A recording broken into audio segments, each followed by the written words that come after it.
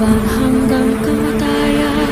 Di malulupig sa kalaban, pangangalaga na nasasakupan, ipagtatanggol ang kaharian.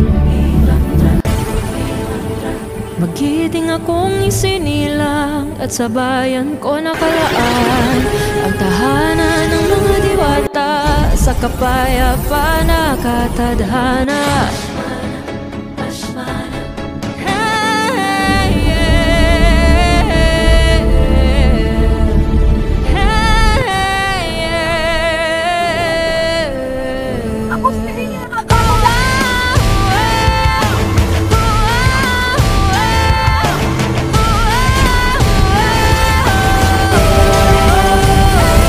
Sa ngalan ng